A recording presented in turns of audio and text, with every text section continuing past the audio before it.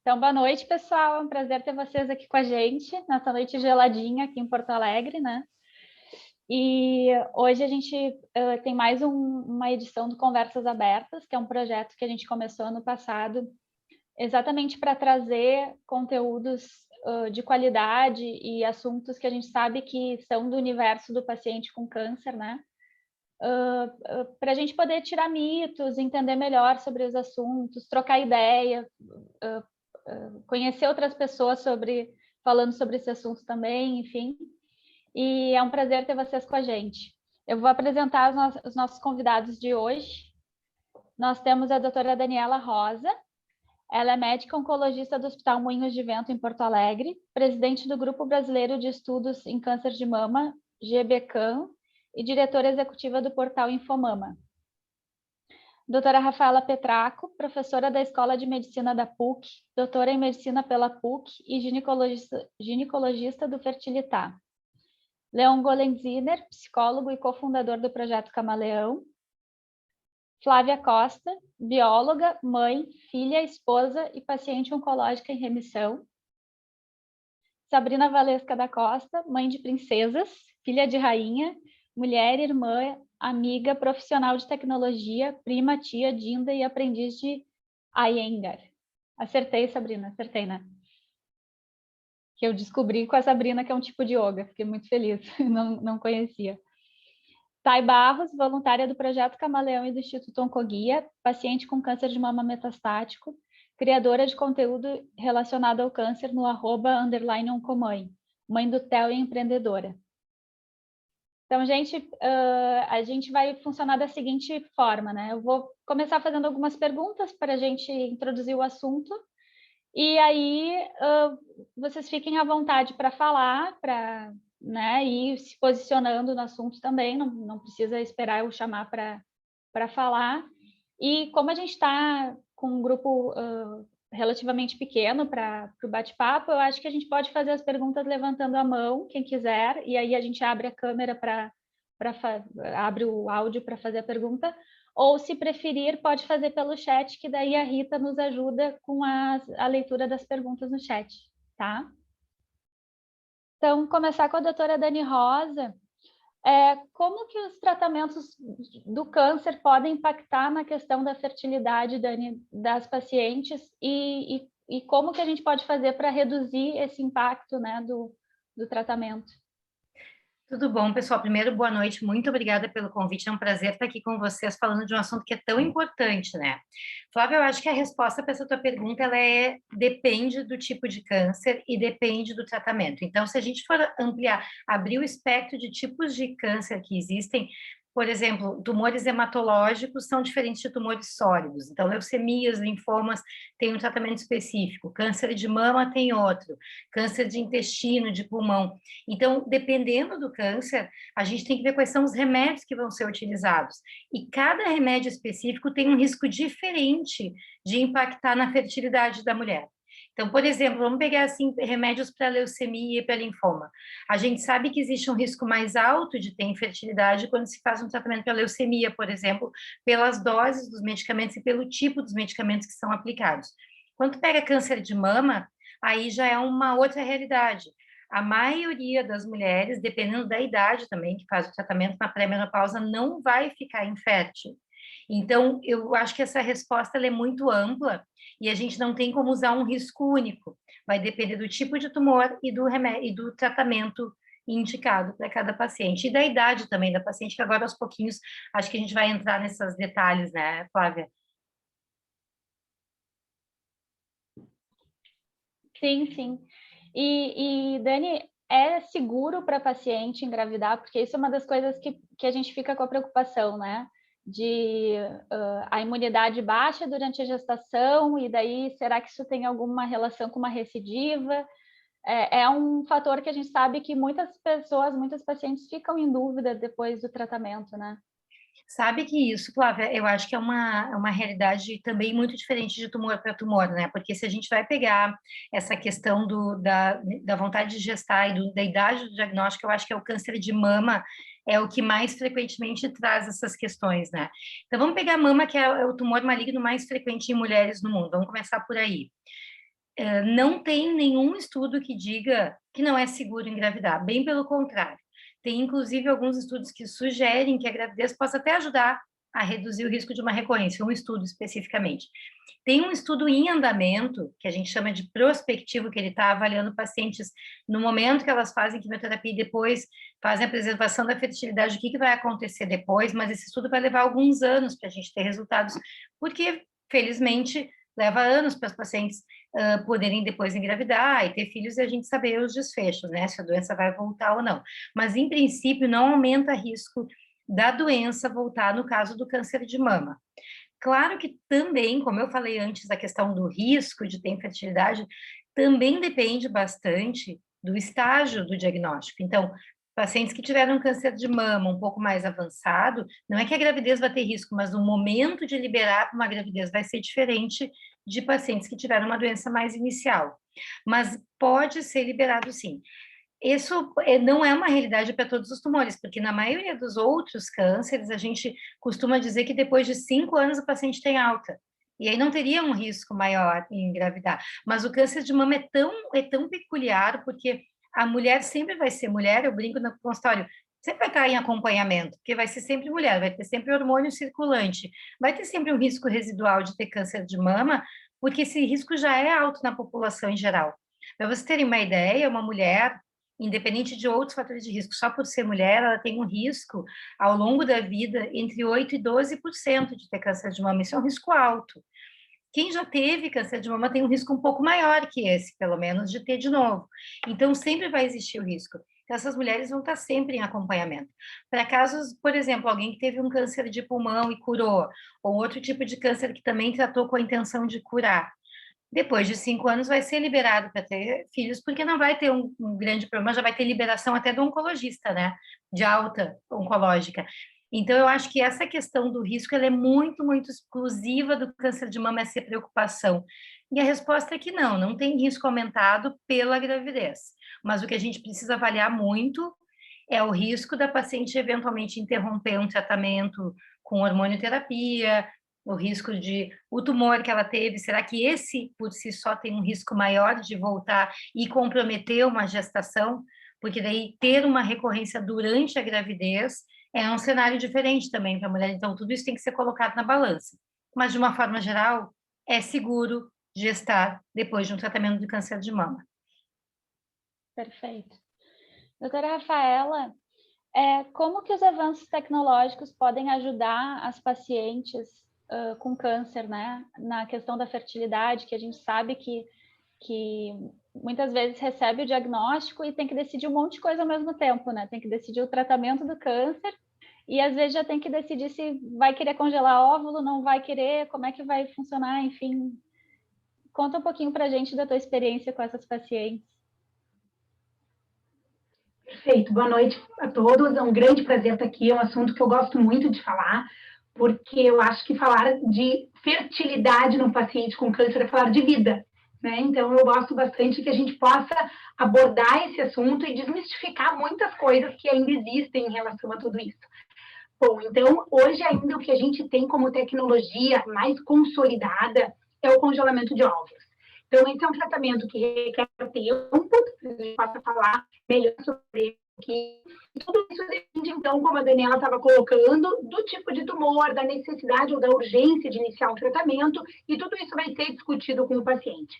Mas o congelamento de óvulos ainda é hoje a tecnologia que vai nos dar uma chance maior de gravidez no futuro. Então, geralmente, é o procedimento, a opção oferecida para a maioria dos pacientes. Nós temos também a opção que está melhorando e que está aumentando a chance de gravidez, que é o congelamento de tecido ovariano. Então, naquela paciente que, até na menina, na pré-púbere, né, na criança, muitas vezes, que não menstruou ainda, ou na mulher que tem uma urgência maior em iniciar um tratamento, a gente pode coletar um pedacinho do ovário dessa paciente, congelar e, no futuro, reimplantar esse ovário nessa paciente e tentar estimular esse ovário. Existem já vários casos de gravidezes descritas com essa técnica, mas ainda é uma técnica considerada experimental. Então, quando possível, a gente sempre opta pelo congelamento de óvulos como uma tecnologia já mais consolidada e com uma chance de gravidez maior no futuro. Perfeito. E a questão da técnica do congelamento aí, para a Dani e para a doutora Rafaela também, a gente sabe que ela acaba tendo um custo alto para a paciente, tanto emocional quanto financeiro, muitas vezes, né? Em função enfim, ser particular. Existe opção no SUS para essas pacientes? Não, infelizmente não existe. No Rio Grande do Sul, em São Paulo existe, mas no Rio Grande do Sul não. Nós temos 2 serviços pelo SUS para tratamento de fertilização in vitro, mas são serviços que fazem muitos poucos casos por mês, é muito difícil a paciente conseguir chegar no serviço, então acaba demorando muito. Nessa nossa paciente especial, que tem sempre uma urgência para esse procedimento, a gente não teria esse tempo, e mesmo que tivesse, né, mesmo que tivesse a sorte de chegar rápido, esses locais não fazem esse tipo de tratamento pelo SUS. O que existe é um incentivo da indústria farmacêutica na aquisição dos medicamentos. Então, tem um laboratório que tem um projeto chamado Projeto Proteger, que eles dão medicamento para as pacientes com câncer, o que diminui consideravelmente o custo do tratamento, porque o tratamento de congelamento de óvulos, não só o processo é bastante caro, mas o uso da medicação para estimular o ovário também tem um custo alto. Então, essa ajuda desse laboratório acaba sendo bem interessante. Nem sempre a gente consegue utilizar todos os medicamentos que o laboratório disponibiliza, porque existem diferentes protocolos, e aí a gente tem que individualizar para cada paciente o melhor protocolo, mas acaba sendo uma ajuda bem interessante. Então, infelizmente, pelo SUS não, mas tem algumas alternativas para tentar diminuir um pouquinho esse custo. Certo, que bom, né? Pelo menos de alguma forma, mas é injusto, né? Assim, para a paciente não ter esse acesso no SUS, porque não foi uma escolha, né? Já ter que passar pelo câncer já é, né? A gente sabe que é um palavrão, né? Assim, que se o mais adequado é falar um palavrão para dizer sobre isso. E ainda ter que saber que tu não tem chance de fazer um tratamento, não tem condições, e é pega de surpresa, né? Porque o diagnóstico do câncer, muitas vezes, a maioria das vezes, é a grande surpresa, né? Então, realmente é um período muito, muito pesado, assim, né, para a paciente. E queria chamar o Leon para falar um pouco, Leon, sobre...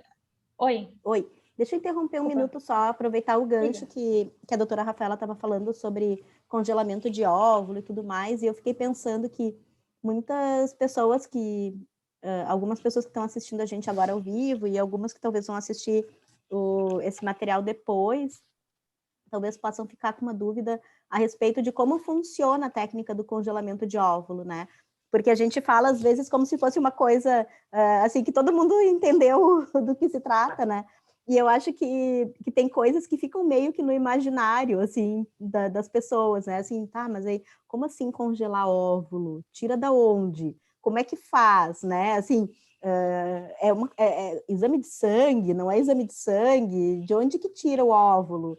Né? Tem que tomar remédio, não tem que tomar remédio, né? Então, eu queria pedir se ela pudesse explicar um pouquinho como funciona isso. Ô, Ju, deixa eu aproveitar esse gancho e passar para a Rafaela como se fosse um caso clínico, tá? Que daí eu vou simular o que a gente faz na prática. Então, assim, ó, o paciente consultou comigo, tá? E vai começar a quimioterapia. O que eu tenho que me preocupar? Bom, a primeira coisa, gente, também para desmistificar, não é todo mundo que vai precisar fazer algum procedimento para engravidar, né, Rafa? A gente sabe que pode até congelar óvulos, que depois a Rafaela explica, mas tem gente que vai tentar espontaneamente e vai conseguir.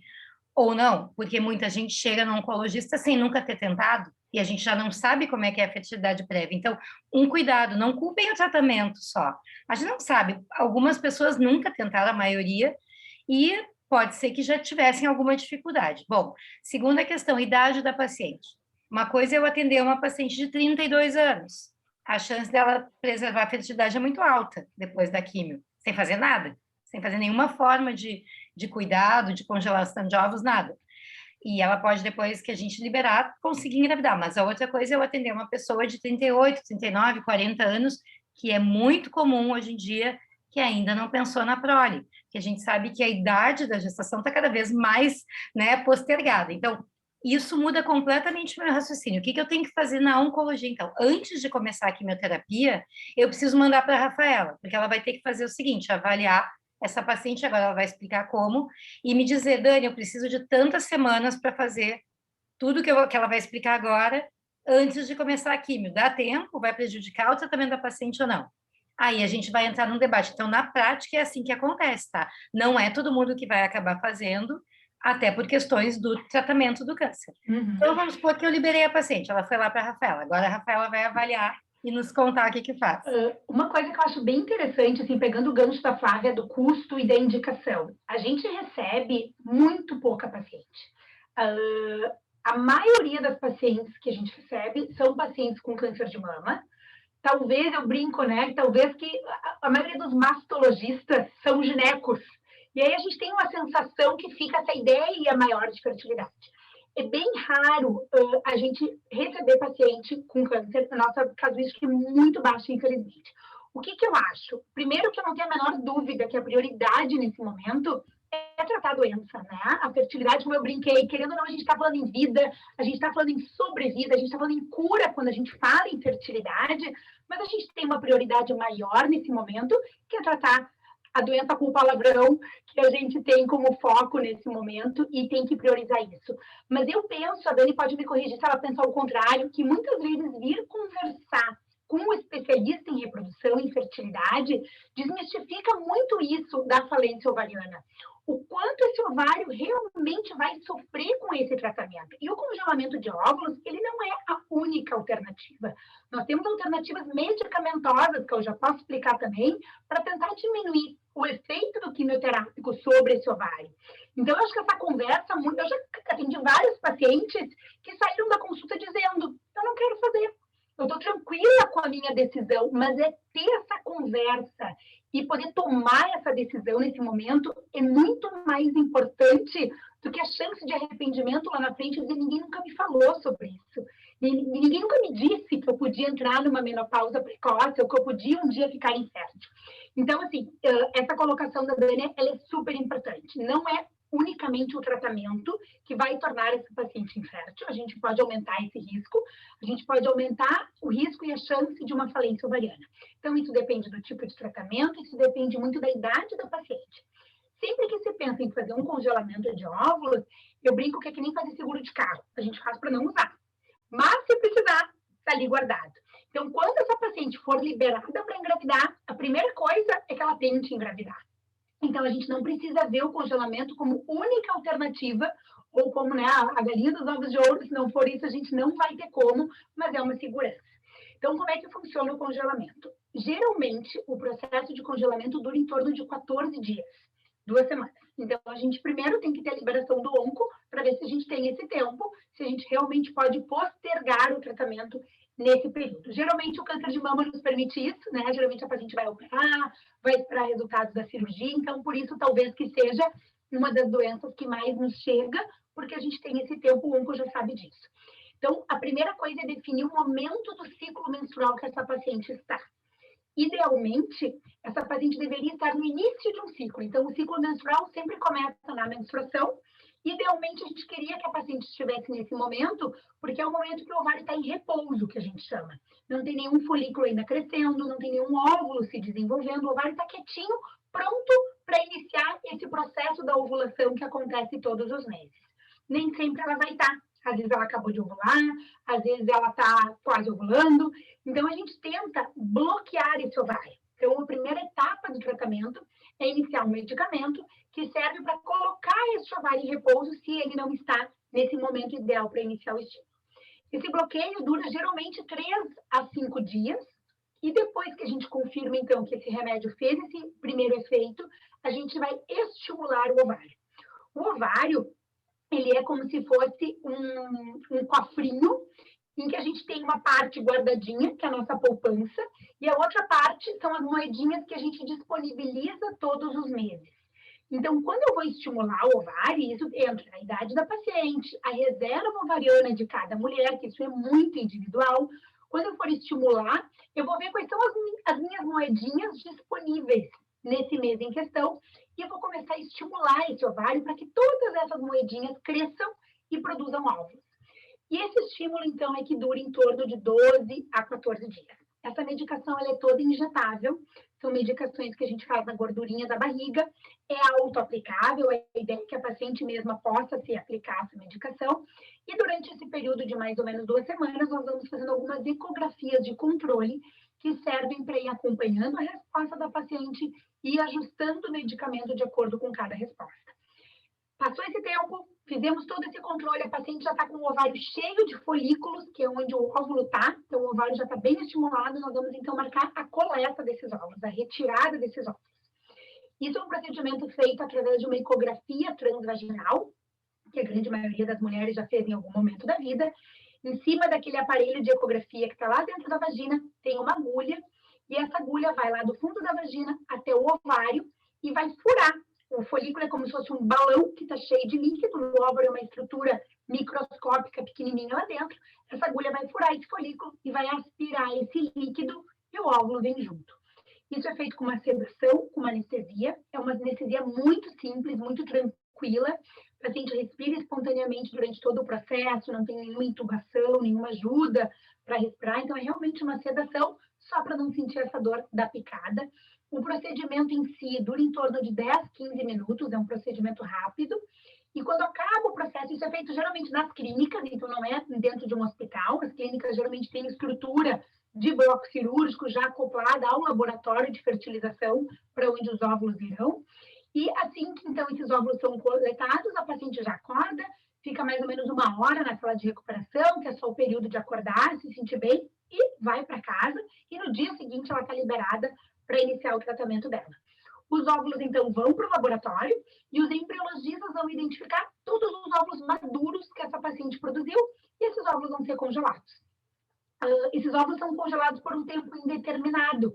Depois de congelado, nada prejudica a qualidade. Então, pode ficar congelado 1 ano, 10 anos, não tem nenhum aspecto desse tempo que possa prejudicar a qualidade desses óvulos.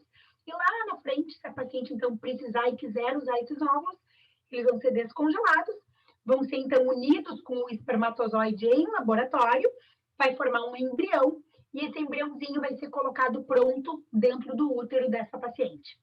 Então, bem resumidamente, esse é o processo para congelamento de óvulos, e para que a gente possa, então, ter esse aumento do número de óvulos e congelar, coletar um número maior.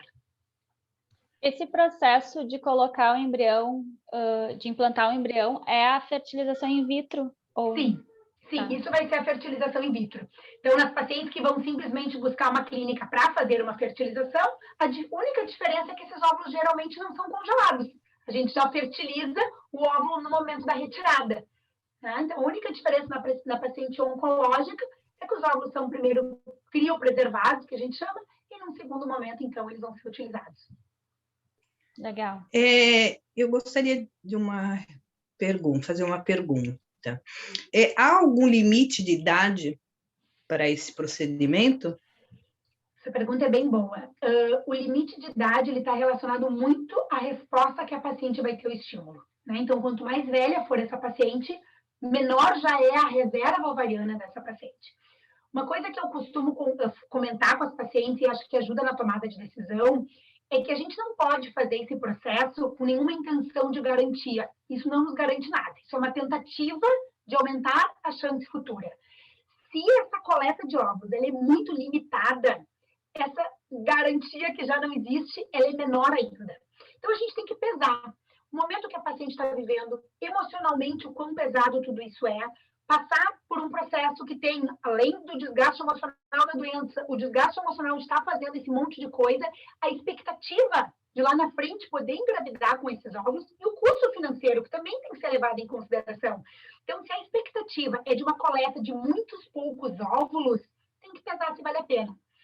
Se eu tenho muitos poucos óvulos numa paciente de 30 anos, a minha expectativa é uma. Mas se eu tenho isso numa paciente de 43, 44, 45, a expectativa é completamente diferente. O número ideal de óvulos, para qualquer paciente, né? Uma paciente que nos procura para preservar a fertilidade por uma questão social, não deseja ter filho, independente da questão oncológica. Então, para qualquer paciente que congela óvulos, o número ideal é em torno de 10 óvulos. E isso depende muito da idade. Então, não existe limite, não existe nenhuma regulamentação que nos proíba congelar óvulos de uma paciente mais velha, mas eu acho que a gente tem que ser muito franco com a paciente e entender que chance esses nossos óvulos vão nos dar lá na frente. Não existe também idade limite para utilizar esses óvulos. Então, já existiu, o Conselho Federal de Medicina já regulamentou que a idade limite seria 50 anos, isso agora não existe mais. O que se recomenda é tentar usar até os 50 anos e sempre avaliar junto com o obstetra o risco gestacional numa paciente mais velha.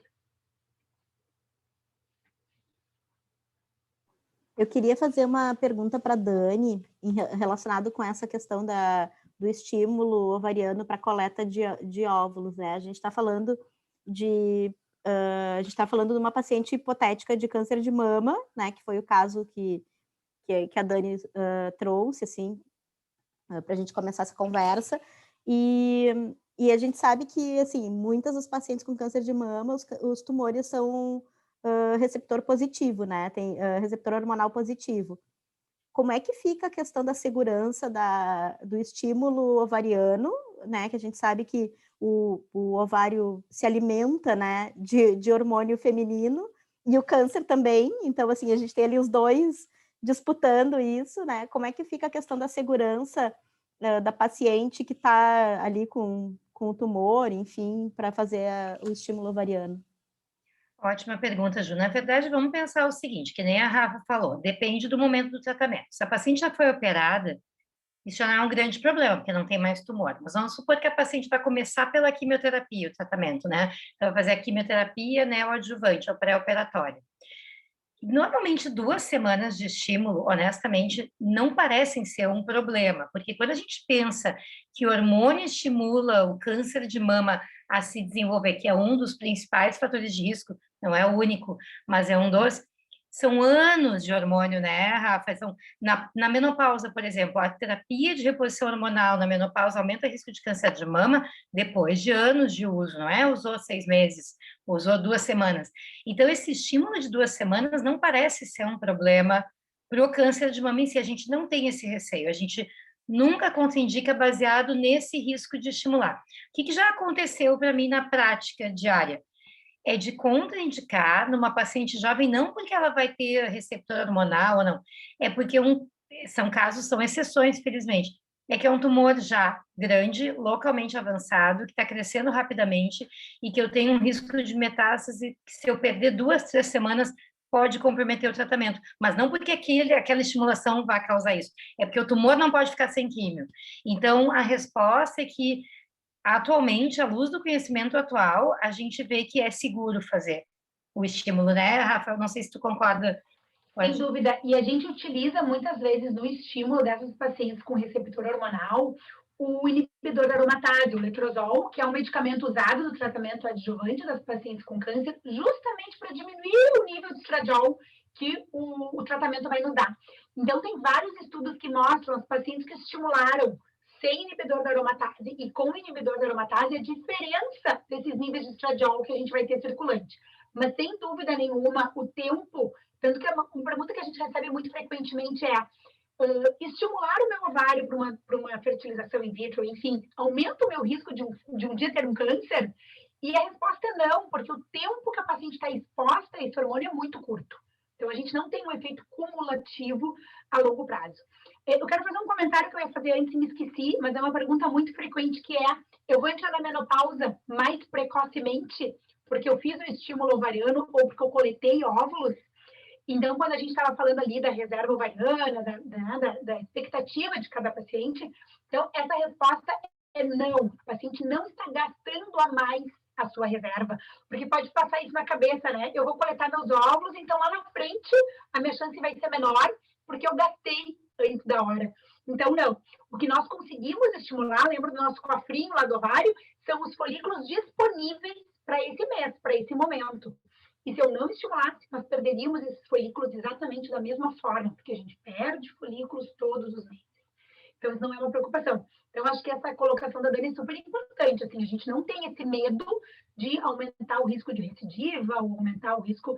E, claro, a indicação e o tempo, né, do início do tratamento oncológico, a gente vai sempre ter que discutir com o onco e ter a liberação do onco para poder fazer. Aconteceu, gente, até antes, eu acho que o Leon vai entrar agora, né, que a Flávia tinha chamado, mas aconteceu uma vez, que até vai ser um gancho para o Leon comentar, que eu estava com uma paciente bem jovem, de 30 anos, na sala do ginecologista da fertilidade, já para consultar, e quando eu recebi o resultado da imunistoquímica da paciente, que eu preciso para definir o tratamento, a gente viu que era um tumor mais agressivo do que a gente pensava, e que ela não estava ainda no período correto do estímulo, ia ter que ficar um pouquinho mais tempo. O que eu fiz? Eu liguei para ela e disse assim, olha só, eu sei que tu está no consultório, mas eu vou te dizer que aconteceu isso, veio o resultado assim, eu acho que é um tumor mais agressivo do que parecia, eu gostaria que tu começasse tua quimioterapia essa semana. O namorado dela, na hora, disse assim para mim, ai, que alívio. Eu estava super preocupada com isso. Então, eu disse assim, viu? E ela é super jovem, então, provavelmente, ela vai conseguir engravidar espontaneamente depois, mas para ela poder conseguir, ela tem que estar curada. Então, eu disse para ela, a gente tem que colocar na balança. Às vezes é frustrante não fazer, mas como a Rafa falou, é para ter um seguro. Não quer dizer que vai ser usado. Então, não ter esse seguro não quer dizer que não vai engravidar.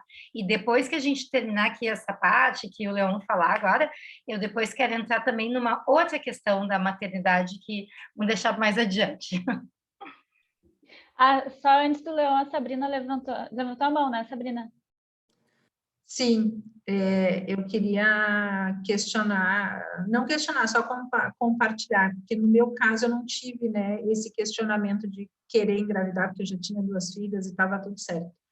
Mas pensando em pessoas mais jovens, né, para mim, quando eu recebi o diagnóstico, tudo foi surpresa. Então, assim, se as gurias do Camaleão não me alertassem que eu tinha que fazer sobrancelha, que eu ia ficar, né, careca, porque eu pensava no cabelo, ficar careca, tá careca. Mas, ó, faz artificial, porque senão tu vai perder. E foi muito importante, coisas básicas, assim, né, de orientação, porque na minha família ninguém tinha tido, então foi todo mundo, na verdade, todo mundo entrou em choque, e a única coisa que a gente queria era fazer o tratamento, né, vamos fazer.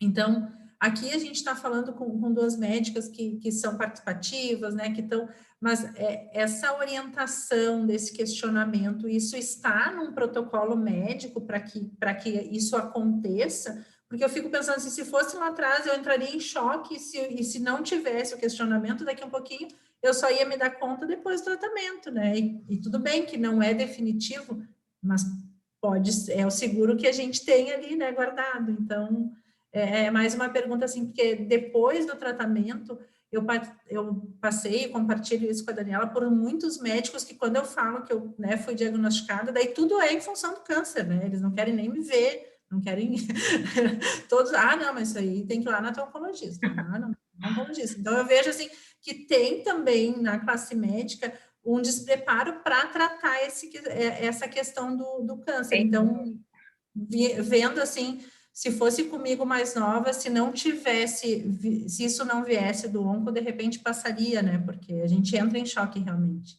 Deixa eu até pegar, então, essa pergunta, passaria, porque, assim, para ter esse tipo de atendimento, tem que estar num lugar que tenha uma equipe multidisciplinar, e que tenha isso como um protocolo, não precisa estar escrito e ser obrigatório, mas ele tem que estar na cabeça dos médicos que já atendem, foi o que a Rafa comentou, tem muito mastologista que fez ginecologia antes, e isso aí é muito fácil para eles orientarem. Na oncologia, quem trata câncer de mama tem que saber disso, porque é imprescindível, tu perde a oportunidade de fazer essa preservação se tu não falar com a paciente, porque no que começou a quimioterapia já não vai mais congelar.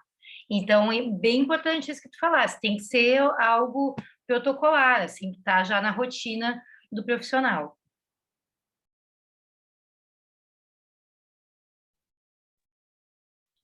Tá, eu vi que tem gente de mão levantada. A Thay tá de mão levantada. Podem ir abrindo o microfone, gente, tá? É liberado. Oi, tudo bem, gente?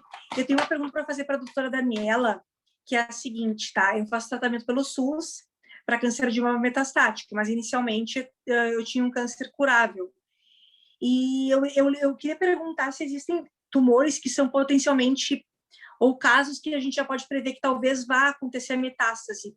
Porque aconteceu o seguinte, antes de me darem a hormonioterapia, que seria o tamoxifeno ou anastrozol, eles me perguntaram se eu tinha interesse em engravidar novamente. Lembrando que eu sou mãe do Theo antes do tratamento. Eu engravidei 4 anos antes de ter câncer, tá? E eles me perguntaram, tu gostaria de ter mais filhos? E eu disse que sim. Daí eles anotaram, então, ela vai para o tamoxifeno. Só que às vezes eu fico pensando o seguinte, será que não era mais fácil os médicos decidirem para mim, olha, tu vai ter que tomar o anastrozol, porque o câncer pode ser metastático, e não deixar essa decisão na minha mão, mesmo que fosse da minha vontade maternar? Na verdade, tá, eu acredito que isso não tem influenciado, tá? Porque o tamoxifeno não é inferior ao anastrozol no tratamento. Eu não sei exatamente por que te fizeram esse tipo de abordagem, porque a gente não define o tratamento com a hormonioterapia baseado no fato da paciente querer gestar ou não. O que acontece? Tu, na pré-menopausa, nem pode usar anastrozol, a não ser que tu faça a supressão ovariana, que é o que? Fazer aquelas injeções que a Rafaela faz lá no início do estímulo subcutâneas, e tem que usar sempre aquilo. A gente precisa bloquear os ovários das pacientes pré-menopáusicas para poder usar o anastrozol. Então, eu acredito que eles começaram o tamoxifeno porque seria simplesmente mais fácil de interromper na hora de te liberar para gestar, mas não foi isso o determinante de ter metástases ou não. O risco de ter metástases está muito mais relacionado ao estágio inicial do tumor, às características, tipo, imagina que o tumor seja uma bola, tá? Uma bola qualquer. Na superfície dessa bola tem umas estruturas que funcionam como portas para receber alimento para o tumor crescer, que são os receptores. Quem usa hormonioterapia, como no teu caso, tem receptores hormonais, de estrogênio e ou progesterona. A quantidade de receptores hormonais é um dos indicativos de risco maior da doença voltar. Então, não é só ter, depende do quanto tem, né? Quanto mais receptor, melhor. Diferente do que muita gente pensa. Ah, não, é ruim ter... Claro, é um tratamento a mais, mas já que tem receptor hormonal, então é bom ter bastante. 100%, 80%. Se tem menos, o impacto da hormonioterapia como uma forma de prevenir que a doença volte é menor. Então, eu acredito, eu não sei detalhes, né, do teu tratamento, mas como uma linha geral, não foi esse o fato definitivo que decidiu que a doença voltou. Isso jamais deve ser feito, de deixar uma pessoa decidir se ela quer ter filhos. Não é a prioridade, de novo, vamos deixar isso muito claro. A prioridade é tratar a doença. Se der para encaixar ter filhos nessa história, ótimo. E aí eu vou te dizer a minha visão pessoal. Eu priorizo para esse tipo de tratamento quem não tem filhos. Quem já tem um filho, desculpa, mas eu faço hormonioterapia completa. Abro exceções rarissimamente, diz assim, tá bem, não vai ser 5 ou 10 anos, vamos fazer 3 porque era uma doença de muito baixo risco, ok, tu quer ter o segundo filho, mas caramba, já tem um. Então, assim, não ter é muito diferente de já ter um e querer ter o segundo. Então, eu acho que daí a gente tem que colocar ter muito bom senso, de dizer assim, tá bem, a gente vai interromper esse tratamento porque é uma doença estágio 1, de baixo risco de recidiva, de recorrência, né, de voltar, dá para a gente tranquilamente parar esse tratamento em 2, 3 anos, que também tem um mínimo que a gente usa para se sentir mais seguro e não tem isso definido na literatura, tá, Thay? Não existe um artigo que diga é seguro fazer só 2 anos de tamoxifeno, é mais seguro 3 do que 2. É muito por um raciocínio clínico juntando todas as características do tumor, da paciente, se já tem filhos ou não, a idade, a chance de engravidar. Então, eu acredito que a escolha que fizeram para ti não definiu a metástase depois.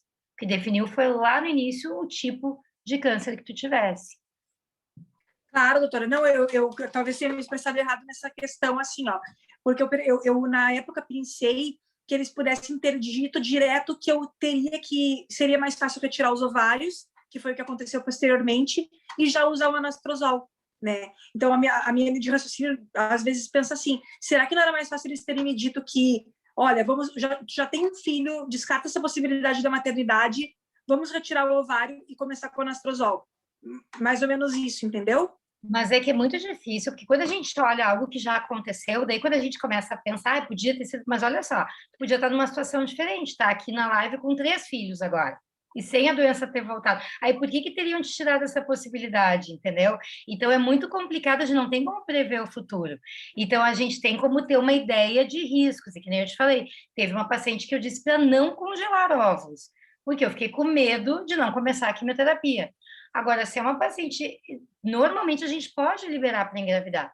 A gente está dentro dos planos, mas eu digo com muito mais animação para quem não tem filhos, vou te ser bem sincero. Para quem já tem, Não, já está digo, certo. calma. A Onco me falou uma coisa muito bonita, até que eu queria compartilhar com vocês.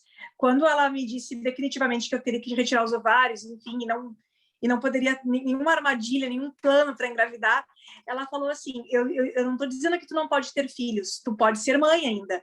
E eu achei aquilo muito bonito, porque existem a adoção, existem outras formas da gente poder exercer o nosso sonho, né? E eu concordo contigo. Graças a Deus, eu tenho meu filho, fico muito feliz. E realmente a prioridade é o tratamento. Muito obrigada, doutora, pelo esclarecimento. Lembra que eu falei para vocês que depois eu ia querer entrar nessa questão da maternidade? Eu acho que essa é uma frase muito bacana da gente dizer mesmo, que é: tu quer ser mãe ou tu quer ter uma barriga com um nenê dentro, né? Porque são coisas que a gente tem que pensar.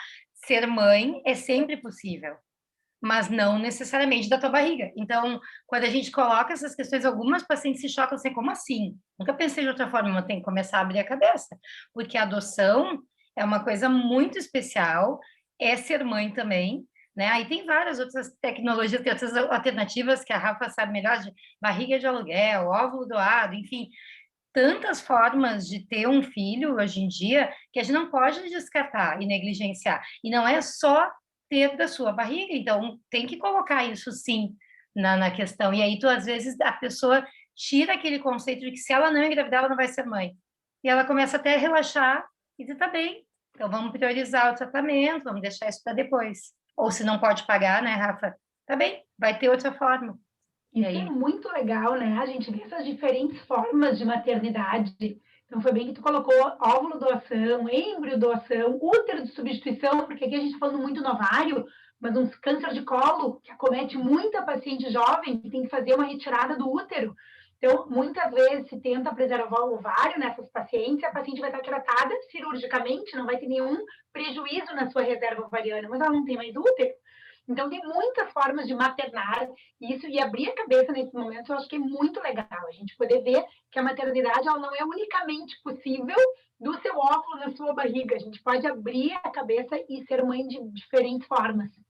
E puxando o colo de útero que a Rafa falou, olha como é importante que a equipe esteja preparada, porque o tratamento do câncer de colo de útero, quando não é cirúrgico, de ter que tirar o útero, ele é com radioterapia e quimioterapia.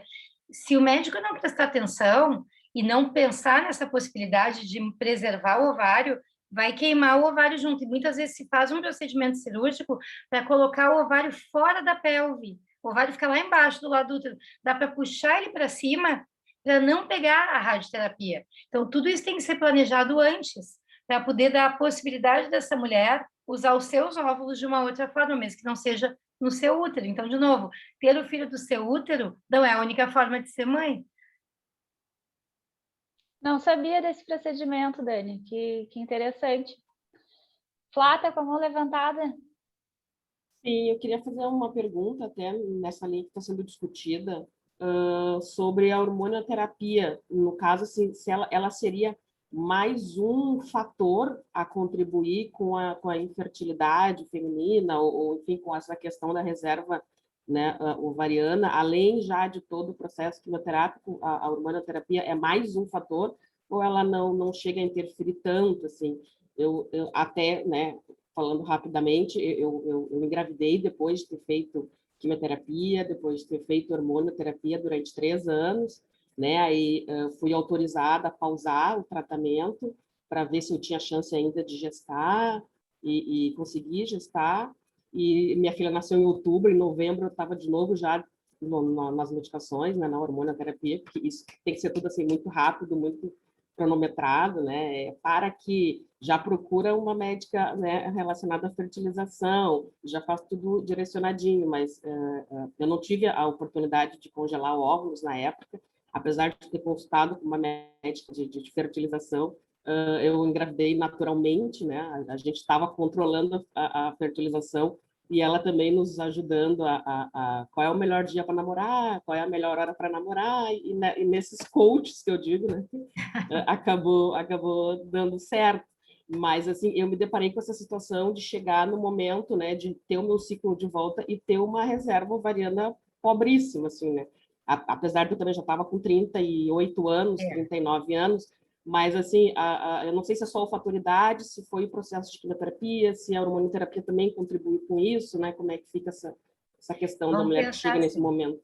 Obrigada pela pergunta, Flávia. Vamos pensar assim, ó, mecanismo de ação. O que a quimioterapia faz? Ela entra no sangue e ela explode as células, tá? Ela vai lá e mata as células. Ela mata as células malignas e as benignas. Ela não tem muito discernimento do que é importante matar. Por isso que o cabelo cai, por isso que às vezes dá alteração na mucosa, mucosite, que a gente chama aquelas aftas, pode dar diarreia, pode dar dor muscular, tem vários efeitos da quimioterapia que tem a ver com isso, de essa explosão da célula morrer assim. Isso acontece com os óvulos, tá? Quando vai fazer hormonioterapia, qual é o papel da hormonioterapia? Quando é o tamoxifeno, por exemplo, que a Thay usou, ele vai lá naquelas portinhas que eu falei para vocês da célula, da que não tem câncer mais, da mama que ficou, da outra mama, e vai bloquear a ação dos hormônios ali. Então, ele não vai estar matando as células. Então, ele não vai diminuir o número de óvulos, tá?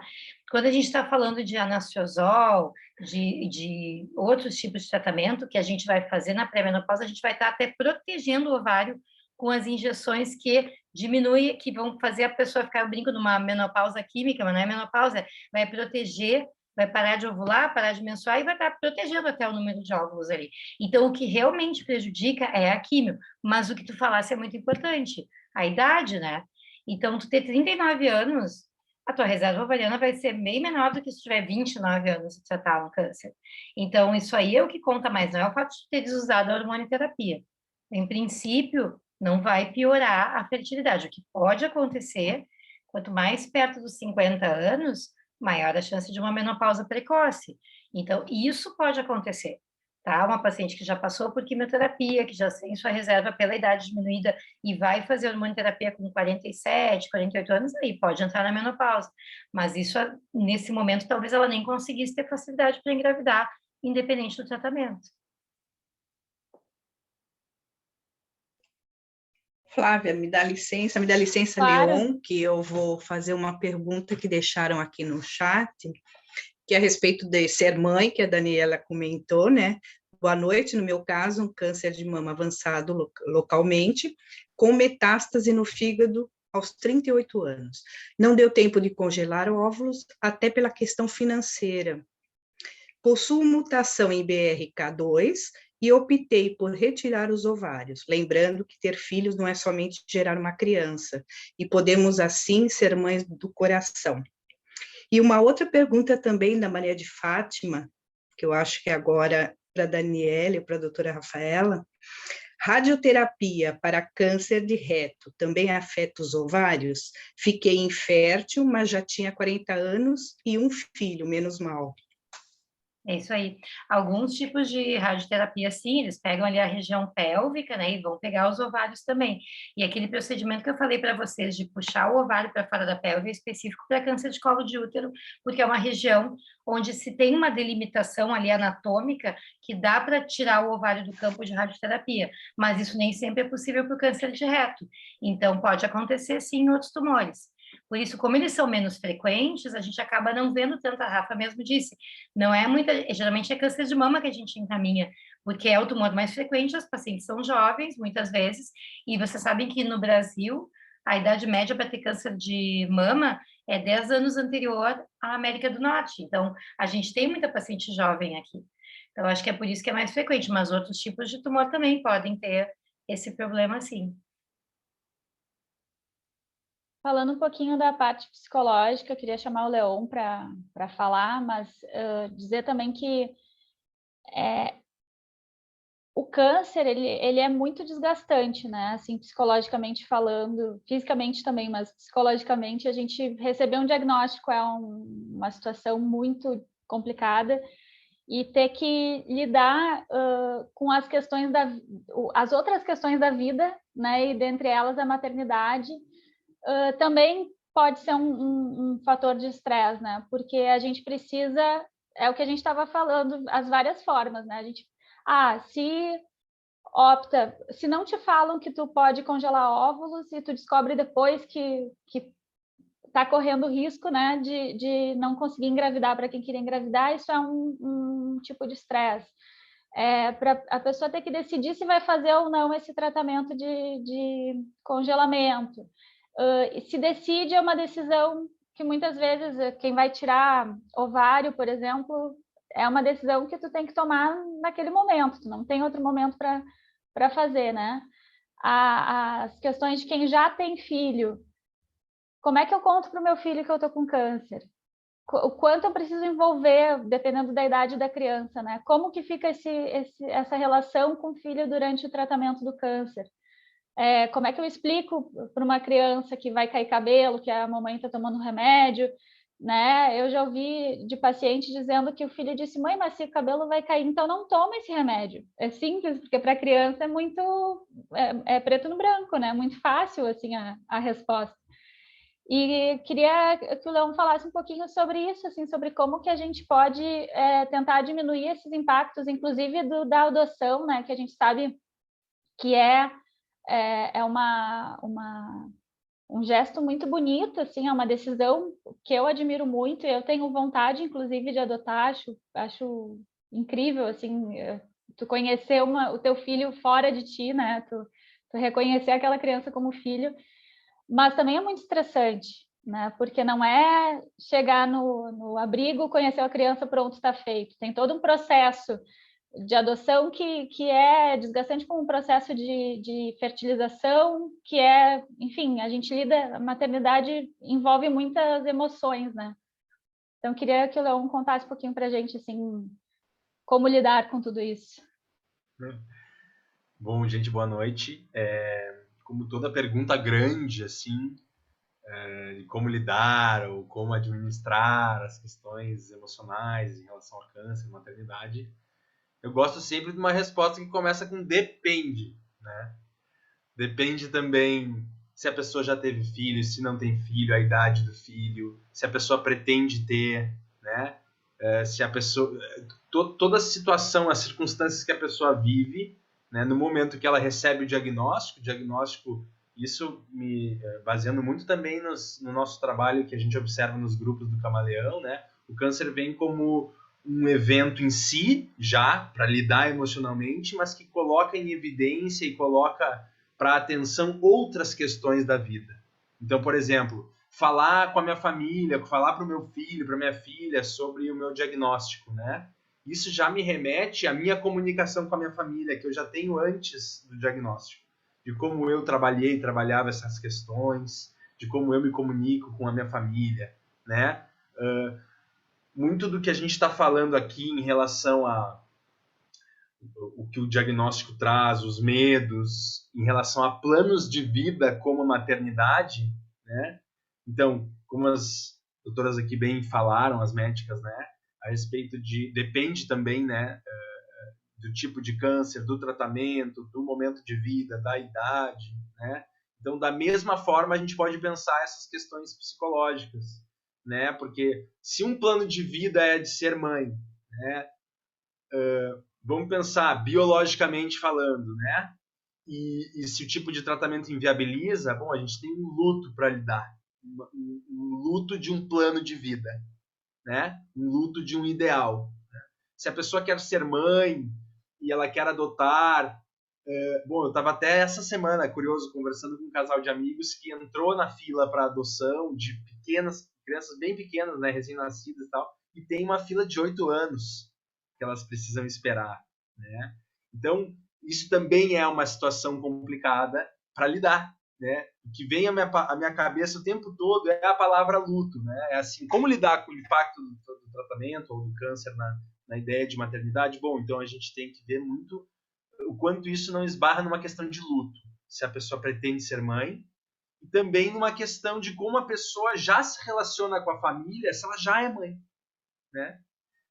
Muitas vezes as dúvidas que parecem mais superficiais, não no sentido de não importantes, mas mais localizadas na superfície do problema, que é como que eu vou comentar, como que eu vou falar para alguém algo, né?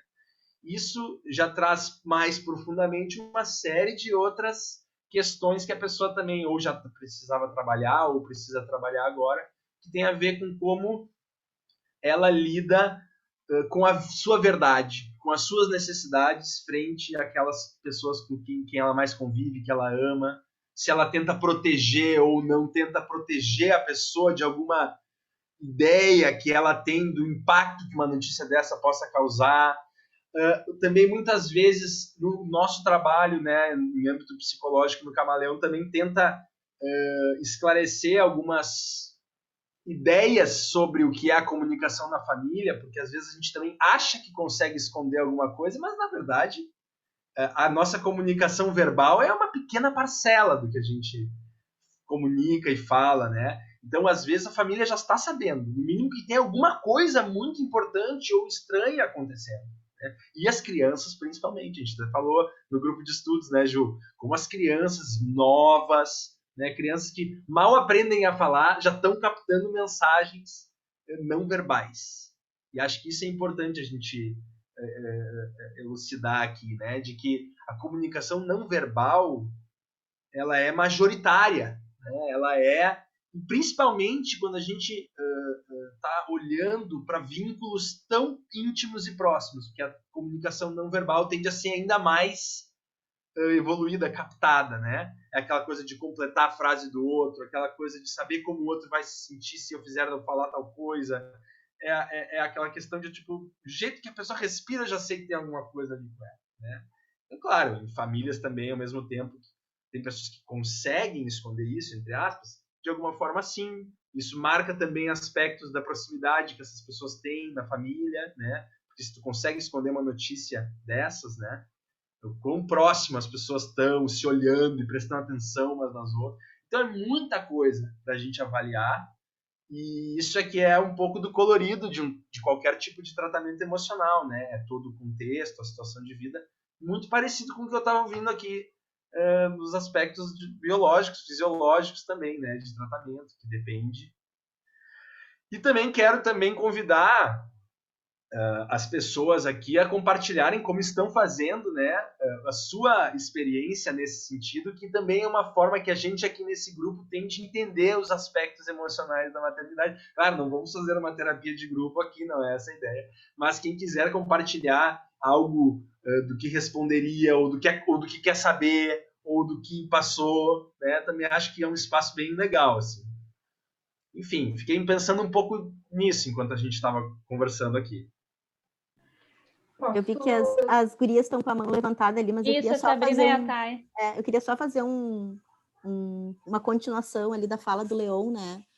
Quando a gente fala de comunicação com criança, que ontem a gente realmente falou sobre isso no grupo de estudos, e essas crianças são exímias leitoras de linguagem não verbal.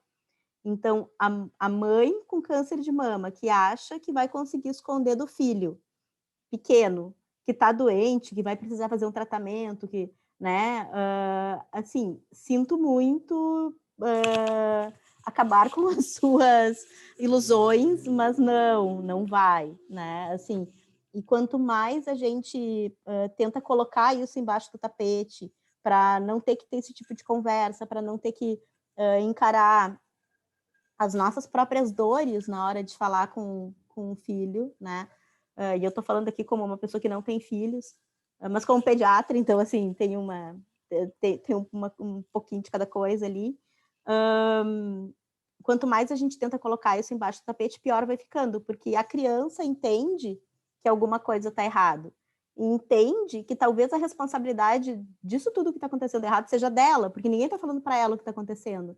Então, isso acaba, assim, morando no imaginário e assim, gerando uma fantasia que daqui a pouco, assim, daqui 20 anos, vai acabar no divã do psicanalista para tentar resolver um enrosco que começou lá atrás na infância, né? Então, se existe uma forma mágica, não existe uma forma mágica, né? Acho que a melhor forma é uma conversa honesta, é responder perguntas dentro do entendimento, é pensar que sempre, assim, crianças pequenas têm um raciocínio concreto, então eles não têm muito poder de abstração, eles ficam preocupados assim, tá, mas tá doente como? Vai tomar remédio? Vai tomar remédio e vai melhorar? Né? Ou assim, o meu afilhado, quando eu estava fazendo tratamento, olhou para mim e disse assim, mas Dinda, por que tu não tem cabelo? Né? Assim, eu disse, não, eu tô tomando um remédio, o remédio cai cabelo. E aí ele olhou para mim e disse, mas tu tá muito feia sem cabelo, assim, tipo, na lata, né? Eles não têm muito a coisa de abstração ou de por que tu não bota uma peruca, por que tu não bota um cabelo, por que tu não compra um cabelo, né? Então, eles vão conseguir elaborar isso com um pouco mais de organização à medida que vão amadurecendo cognitivamente, né? Assim, a capacidade de entender as coisas vai se tornando mais refinada. Ô, Ju, eu estava ali atrás, vocês devem ter visto que ela está se mexendo, que eu estava procurando. Tem 2 livros muito legais, um eu não encontrei, que eu não sabia que a gente ia entrar nesse assunto, mas justamente sobre isso. Ó, esse aqui é muito bacana, que é Mamãe Tá Careca. E tem um outro lindo, que eu não estou vendo aqui, pena, que é justamente sobre isso, que é a importância de informar a criança, né? Não pode fingir que a criança não vai perceber, não vai saber. Então, tem um outro, depois eu mando para vocês, que são 2 livros muito bacanas, assim, que ajudam a lidar um pouquinho melhor com isso. Mas uma coisa que eu acho que é bem legal...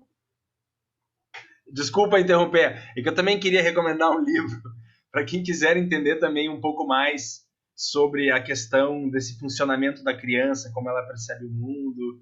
É um livro até técnico, mas ele é acessível, assim, A Criança Mágica é o nome, né, do Joseph Pearce. E desculpa, Rafa, de verdade, não queria te interromper, mas deixa eu só aproveitar um gancho que a Valesca fez uma pergunta, uma colocação aqui, na verdade, né? Que ela disse que pude perceber que as pessoas ficam extremamente penalizadas quando sabem que não têm filhos e que não poderei gerar um, mas não pensam que posso adotar. Então, com isso eu queria trazer à luz também do que atravessa o aspecto emocional nesse sentido. E a gente pode pensar que tem uma parte, sim, psicológica, e tem uma parte social, sociológica também atuando, tudo ao mesmo tempo, né, dentro dessas questões.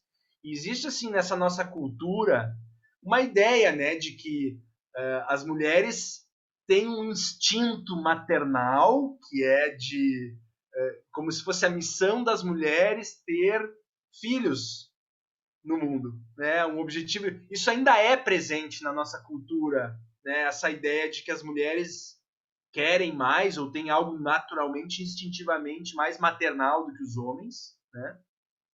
E que por um lado tem realmente uma diferença, porque a gravidez, o aleitamento, de fato interferem na relação da mãe com a sua criança, né? Mas só para trazer que só queria trazer esse ponto, porque na questão psicológica, como a gente pode pensar que a mãe e a filha ou o filho também vivem isso de uma forma essencial? Porque até quantos meses ou anos a criança vive sem falar, né? E olha quanto tempo a gente se comunica, a mãe se comunica com o seu, sabe, o choro, sabe as expressões faciais. Tudo isso é uma comunicação não verbal que a mãe tem com o seu filho, com a sua filha, muito intensamente, muito refinado e muito diferente do homem, né? Então, a ideia de que a comunicação, ela nasce, assim, a gente tem essa influência da psicanálise, eu até trouxe essa referência, né, Ju? Da psicanálise que trabalha com a palavra, e tudo bem, é um tipo de metodologia para chegar no inconsciente, mas o corpo e o não verbal também são caminhos para o inconsciente e para a comunicação entre as pessoas. Então, isso eu achei... E o contrário é verdadeiro, né, Leon? Assim, que é a mãe se comunica com o filho se comunica com a mãe, e a mãe se comunica com esse filho que não fala também, né? E ele percebe essas mudanças, assim, com o tom de voz, com o gestual, com o comportamento, com a forma de pegar, assim, às vezes até com a forma que a gente se movimenta, né? Assim, com a nossa postura, né? Assim, se eu estou andando com a cabeça erguida, se eu estou um pouco mais cabisbaixa, né? Assim, se eu estou mais retraída. Então, é nesse sentido, assim, que existe que existe esse entendimento, né? Essa leitura. Que não é a mãe consegue perceber informações do filho que não fala, e esse filho, bebê, consegue também perceber informações dessa mãe que ele não consegue, às vezes não tem nem assim, córtex direito, nem passa pelo cérebro direito. Isso, né? É uma outra via de comunicação. Gurias, Sabrina. Eu queria comentar um pouquinho, era justamente isso, assim, da relação com as gurias, né? Quando eu recebi o diagnóstico, a minha mais velha tinha de 9 para 10 anos e a outra 6, né? 5 para 6 anos. E quando eu fui fazer a biópsia, né? Que a minha filha mais velha viu o curativo no seio, ela já perguntou: mãe, tu tá com câncer de mama? Direto, assim. Então, assim, essa ilusão que a gente tem de que as crianças não sabem, né? E daí a minha resposta foi: não, a mãe não sabe, porque realmente eu não sabia, né? Fui fazer a biópsia. Mas quando a mãe souber, a mãe vai te falar o que a mãe tem, né? Porque ela queria saber. E a minha relação com as meninas sempre foi de muita transparência, assim. Eu lembro que eu falava com elas bebê, né? Então, assim, quando eu voltei a trabalhar, por exemplo, da licença maternidade, né? Dizia, agora tu vai ficar lá com a avó, a mãe vai ter que ir trabalhar. Meu irmão dizia assim, você tá falando com o bebê, ele vai entender, né? E sempre foi muito tranquilo, né? De lidar com tudo. E então, quando eu recebi o diagnóstico, realmente eu entrei em choque, mas eu disse, bom, eu vou ter que ter coragem. E elas, assim, foram em seguidas, assim, né, eu e meu esposo, a gente foi no consultório, quando a gente chegou, eu disse, bom, vou ter que chamar as gurias para contar. Óbvio, né, que tu não vai contar detalhes, né, de como que funciona, né, mas elas têm que saber. Então, assim... quando eu falei, a mais velha ficou bem apreensiva, ela chorou bastante, né? Ela tinha muito bebê, tinha perdido uma tia, né, com câncer de mama também, então que não estava mais com a gente. Então, a primeira coisa que veio na cabeça dela foi, né, minha mãe vai morrer, mas isso também veio na minha, né? Quando eu recebi o diagnóstico, a primeira coisa, eu vou morrer, como se eu não fosse morrer se não tivesse câncer, né? Mas aqui, né, quando cai, assim, te traz muito próximo, né? Antes estava mais longe, agora já está mais pertinho. E foi muito bacana essa relação, porque apesar de eu achar que elas amadureceram muito, né, nesse processo, que elas participaram, na época eu tinha a possibilidade de fazer a crioterapia, né? E eu fiz uma sessão, porque eu dizia que eu não queria perder o cabelo para não assustar mais elas ainda, né? Então, se eu tinha essa possibilidade, eu ia querer fazer. Só que a primeira sessão foi muito dolorida. E além da sessão, eu tive muita alergia, né? A Dani lembra do meu histórico, assim, não teve uma sessão que eu não tive um piripaque lá para fazer a quimioterapia. E eu disse, eu não preciso, né, passar por isso tudo, mas eu pensava muito nelas, assim, né, vão ter que ver eu realmente sem cabelo, como é que vai ficar isso, porque elas estão firmes comigo, mas como é que vai ficar?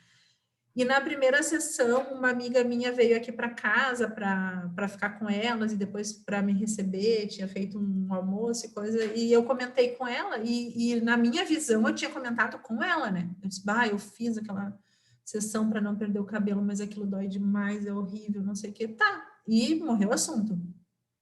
À noite, quando a gente foi dormir, ela chegou e disse assim, mãe, eu queria falar contigo. Se isso dói tanto para te fazer, mãe, não faz mais.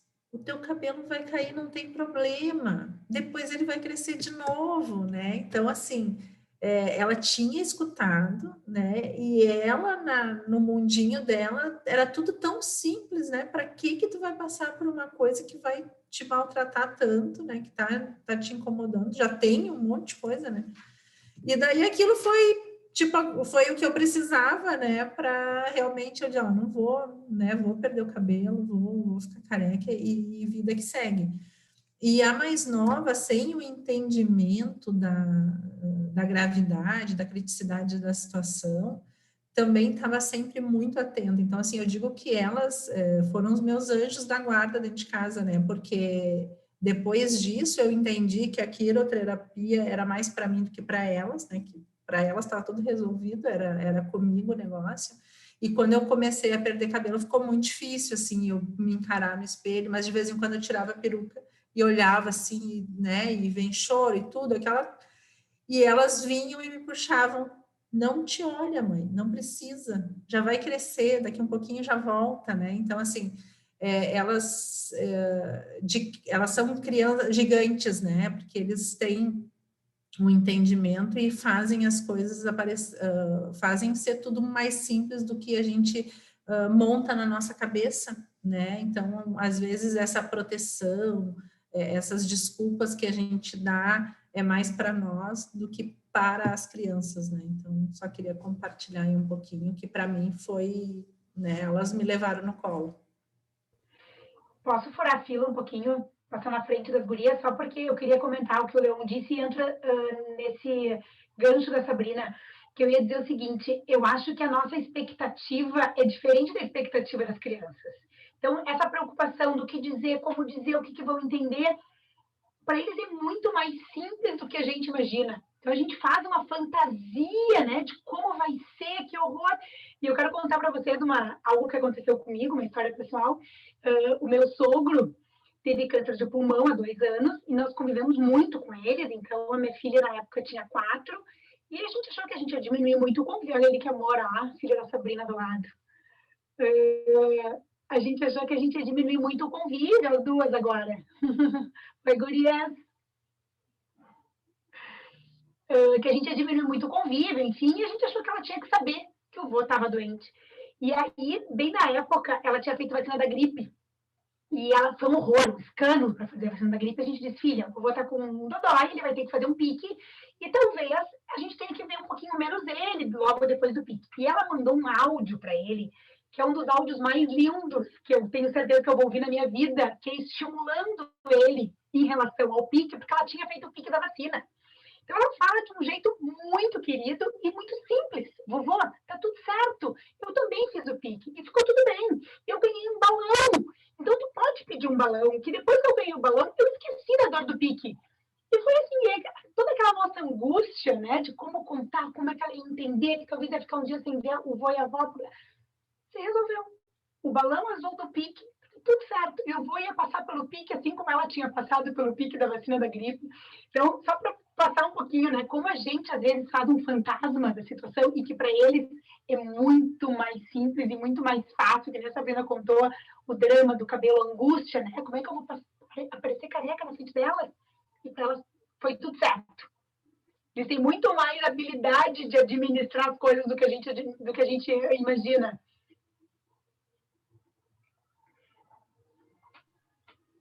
Thay, tá com a mãozinha levantada. Oi. Não compartilhar essa parte. Eu queria falar 2 coisas, tá? Uma experiência que eu tenho quando criança, porque sim, o Leon pode até estudar minha mente, hein? Porque eu sou uma pessoa que lembro de coisas quando eu era muito pequena. E até já me falaram assim que talvez eu lembre porque me falaram, mas não é. Eu lembro das imagens e posso repetir as questões que aconteceram comigo, né? Mas primeiro eu vou falar da experiência com o Theo. Quando eu tive que contar para o Theo que eu estava com câncer, a primeira coisa que eu me preocupei foi em reforçar o meu estado emocional, assim, de não contar para ele no momento que eu estava desesperada.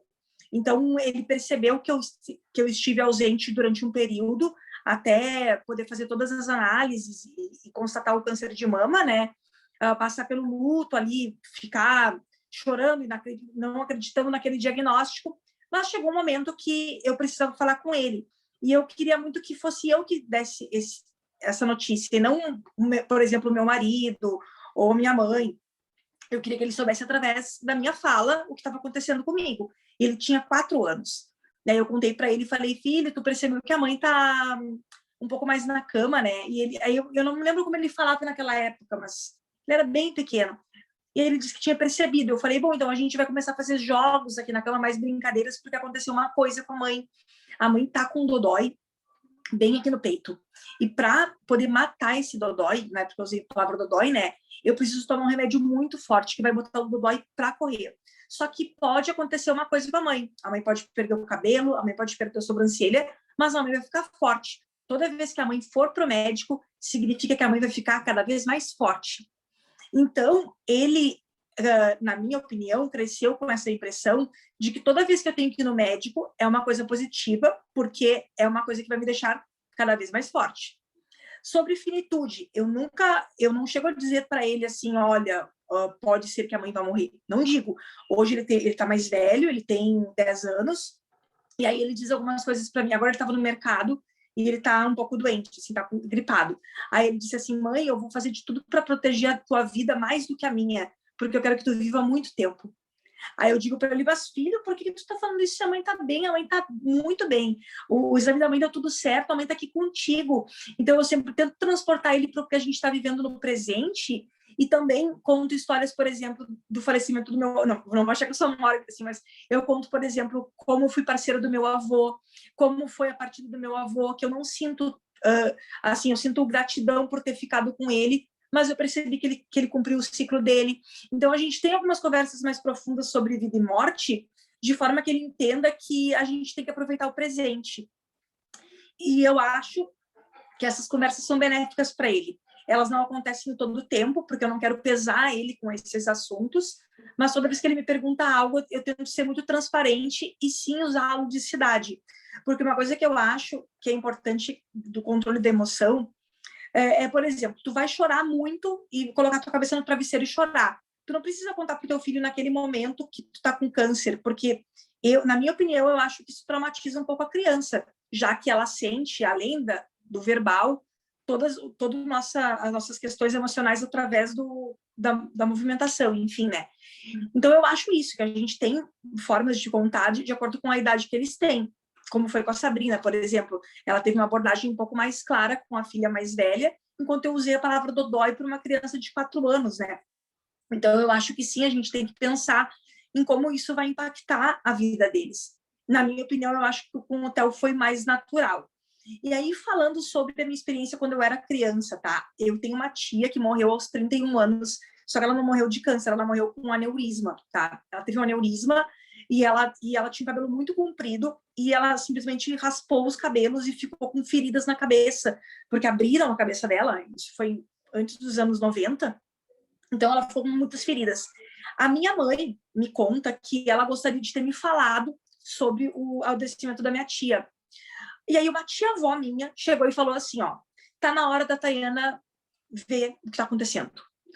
E aí todo mundo, não leva ela, não, ela vai ter que ver. Tipo, a pessoa pirou e me levou para ver minha tia. Quando eu vi minha tia, que tinha o cabelo comprido, era uma pessoa que me levava por todos os lugares, numa cama sem falar e com a cabeça raspada, aquilo ali foi horrível para mim. E eu me lembro que começaram a me empurrar para a cama e eu fui indo assim, sabe, tipo, travada, até chegar nela e ficar com muito medo. E na minha infância, depois que ela faleceu, o assunto da morte dela era um tabu para mim.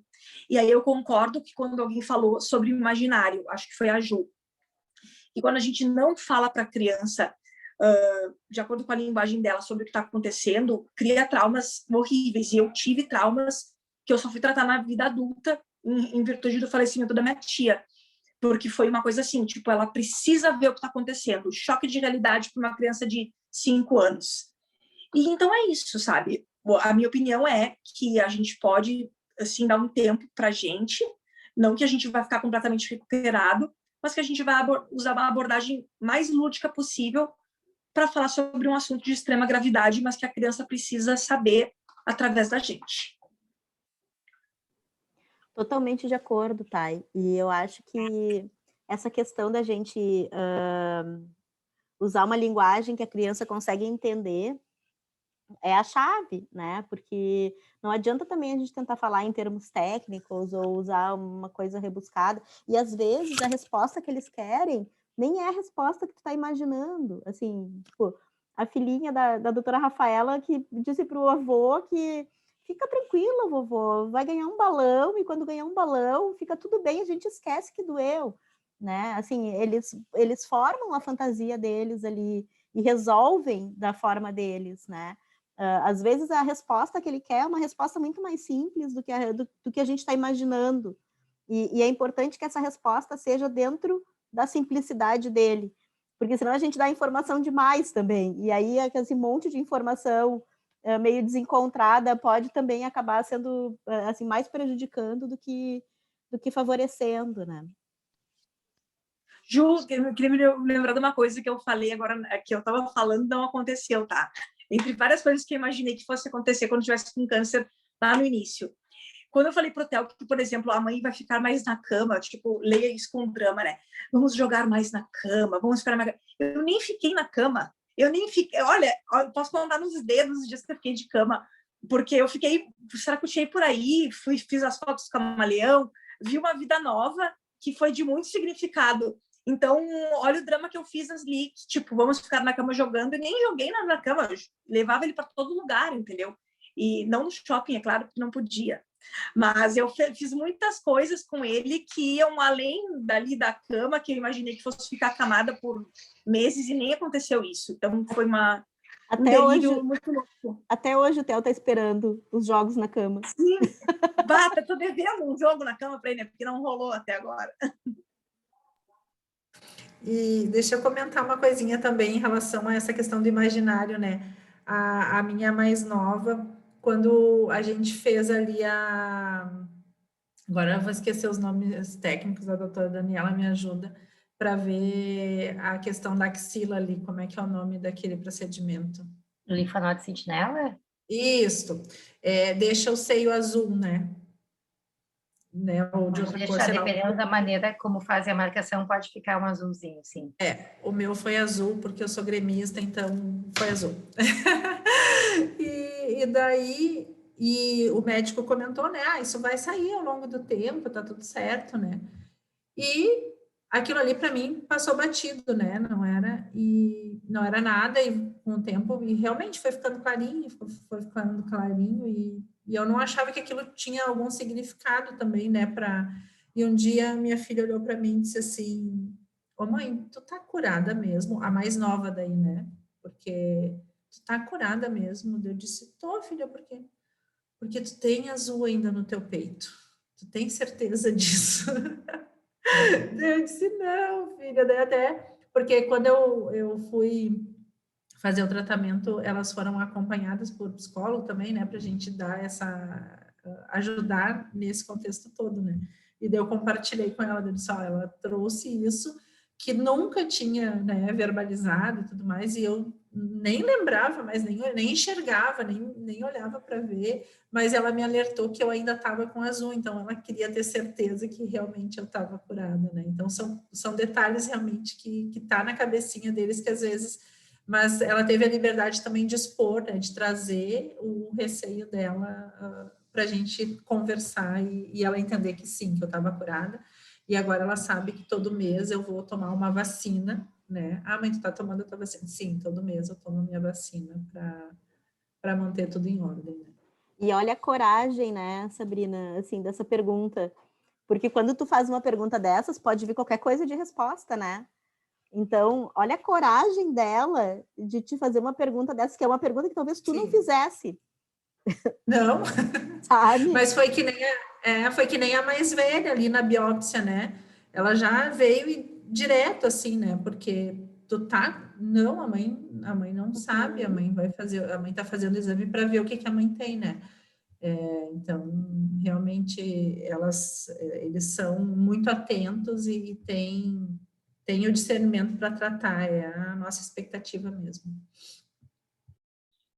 Como nos cabe ter muito cuidado, né, com essa comunicação com as crianças, assim, porque às vezes uma palavra que a gente usa que para a gente é batida, assim, né, tu fala e pronto, como a Thay comentou ali, falar quando tu tá mais calma, porque ninguém recebe o diagnóstico e já sai plena, neutra, né, centrada, pronta para encarar o tratamento. Tu tem um momento ali de desespero daquilo dali, o que está acontecendo, um monte de coisa para assimilar. Então, às vezes, realmente precisa desse tempo, assim. Eu não tenho filhos, né, mas eu tenho 2 sobrinhos que tinham, na época que eu tive o diagnóstico, acho que tinham 6 anos. E eu comentei na frente deles que eu ia ficar careca. E eu vi que eles ficaram com uma cara assim, e aí a minha irmã falou: não se preocupem, ela não vai ficar que nem o Voldemort do Harry Potter, porque para eles o único careca que eles conheciam na vida deles era o Voldemort. E aí, quando eles foram me ver sem cabelo, foi muito bonitinho, porque eles entraram, um se segurando no outro, assim, um querendo ser o segundo, né? Os dois querendo ser o segundo, olhando, daí eles, ai, tu não tá parecida com o Voldemort, tá linda. Deu, ai, obrigada. Deu um alívio, assim, na imaginação que eles estavam, né? Porque não sabiam como é que ia ser. E nunca tinham visto uma mulher careca também, né? Isso tem um impacto para a criança, assim, nesse imaginário. Flá, tá com a mãozinha levantada, Flá. Não, eu só queria comentar sobre 2 aspectos, né, que foi falado. Uma sobre o que o Leon falou, né, talvez desse sentimento, assim, de maternidade, enfim. Isso sempre, a maternidade para mim sempre foi uma coisa que eu sempre queria muito, né, eu quis muito. Nós, aqui em casa, enquanto casal, uma das coisas que a gente sempre tinha em mente era essa questão de formar família com filhos. E depois de todo esse processo, enfim, de quimioterapia, esse processo oncológico, que eu entrei em hormonioterapia, um processo sem muito, né, sem muita previsão de quando é que ia terminar ou não, né?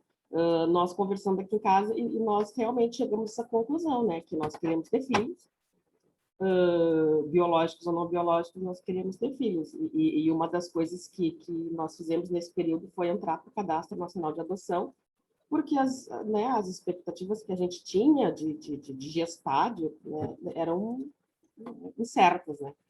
E estamos há 3 anos no cadastro, né? Nós tendo a nossa filha biológica, a gente não saiu do cadastro, porque a gente tem um planejamento de 2 filhos, né?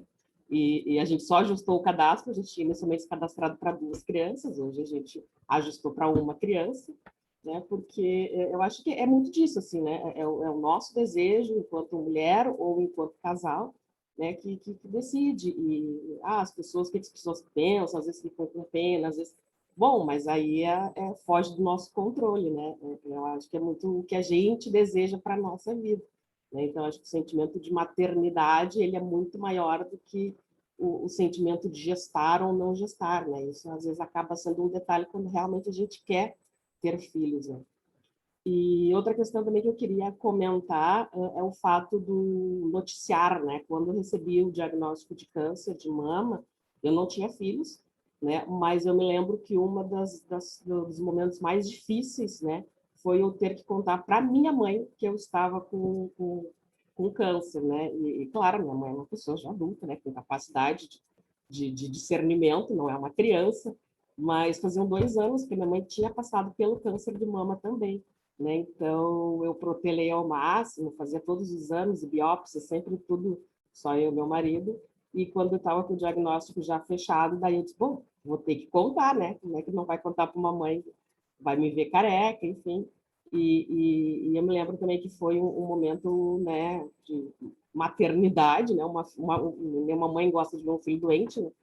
E foi um momento assim bastante difícil. Então, eu não tive essa experiência de ter que contar para um filho, mas eu tive a experiência muito difícil de ter que contar para minha mãe, né? Para os meus pais, que, enfim, eu ia passar pelo tratamento que ela teve que passar, né? Então, são experiências até bastante diferentes, mas relacionam também câncer e maternidade. Sim, Flá. Sabe que eu vi uma coisa muito interessante dia desses no Instagram. Existe um Instagram que chama, se eu não me engano, Doulas da Adoção, que são 2 mulheres que, acho que são 2, se eu não me engano, que elas fazem várias postagens falando sobre o processo de adoção, porque é um processo muito que causa muita ansiedade, né? Assim, tu não saber quando que vai vir essa criança, qual idade, dependendo das idades que tu aceita, né, do filtro que tu coloca, se vai ser menino, se vai ser menina, quando é que vem, tu fica numa gestação que pode, como os amigos do Leon, ele comentou, durar uma fila de 8 anos. Então, tu fica 8 anos com aquele desejo de ter o filho, sem saber em que fase o filho chega, sem contar quando chega na surpresa absoluta, que eu já ouvi casos de pessoas que mal tinham se cadastrado, foram chamadas e assim, era um nenê de colo e não tinha nada para criança em casa, né? Então, tu não tem ali o tempo de gestação para te organizar. E eu achei muito legal esse Instagram, eu estou acompanhando já as postagens, se alguém tiver interesse em acompanhar também, se eu não me engano, é Doulas da Adoção, ou pesquisando assim deve aparecer. E achei muito, muito interessante isso, porque elas tratam desses aspectos em relação à ansiedade, em relação à questão da espera, né, da gente ter esse desejo de ter a família e não ter o filho ali na família e não saber quando que vem esse filho, enfim. Aqui, quando a gente se cadastra, né, no Sistema Nacional de Adoção, através do Judiciário, da Vara da Infância e da Juventude, aqui na comarca de Canoas, onde a gente mora, a juíza nos orientou, né, nos sugeriu que a gente participasse de grupos. As cidades têm grupos de conversa, né, rodas de conversa, para tratar desse tema, e é bem interessante, porque nesses grupos tem pessoas que já têm seus filhos, tem pessoas que adotaram, tem pretendentes à adoção, tem pessoas cadastradas, que nem nós, tem gente que ainda nem está cadastrado, mas quem sabe um dia pensa em adotar e faz parte do grupo, então é bem interessante, assim, são vários relatos de todos os casos, né? Quem já tem, quem pretende ter, quem não sabe se quer ou não quer entrar. Então, é bem isso que tu falou, né? Quanto mais a gente se informar e participar desses grupos e trocar ideia, é uma porta que se abre, né? Uma oportunidade que a gente acaba descobrindo. Sim. Deixa eu atualizar aqui o chat. Oi. Deixa eu só atualizar aqui o chat, eu já te dou a palavra. A Maria de Fátima disse naquela outra conversa que nós estávamos tendo, do meu filho fez um desenho lindo para mim, onde ele tocava a minha barriga para não ter mais dor. E agora a Rose Terres, quero parabenizar, tudo muito esclarecedor. Eu já sigo a Thay, que é uma pessoa inspiradora. Parabéns a todas que, de alguma forma, contribuíram com a sua experiência, seu relato. Que legal. Obrigada, Rose. Eu queria compartilhar uma história assim de mãe, né? Porque essa questão de proteger o filho, independente da idade que a gente tem, né? Segue a visão de mãe, né? Quando eu comecei a fazer a quimioterapia, que foi em fevereiro, em março, a minha mãe recebeu a mamografia dela, que tinha um nódulo, né? E ela não contou para ninguém, nem para mim, nem para o meu pai e nem para os meus irmãos, porque ela queria me proteger, né? Porque eu estava fazendo o tratamento, então ela disse, não vai ser nada e a Bina não tem que, né, passar por isso e tudo mais. Só que o que aconteceu? O plano dela está vinculado com o meu celular. Então, eu recebi a ligação da Unimed confirmando a cirurgia. Gostaria de confirmar a cirurgia da dona Maria Luísa. Cirurgia? Sim, a cirurgia de mama para tirar um nódulo. Gente, vocês não têm noção. Eu levei um choque, né? Porque do nada eu recebo uma ligação. E daí eu liguei para ela e disse, mãe, como foi tua mamografia? Porque eu sabia que ela estava fazendo uma série de exames, né? Foi tudo muito bom, tá tudo certo, tu não te preocupa com os meus exames, que tá tudo muito bem. Eu disse, tá, então à tarde eu vou passar aí para te ver. Não, tá, tudo bem. Aí eu cheguei lá e eu disse, mãe, tu vai fazer cirurgia, isso era tipo uma quinta-feira, tá? Aí na terça-feira era a cirurgia. Eu disse, mãe, tu vai fazer uma cirurgia, tu não ia contar para ninguém.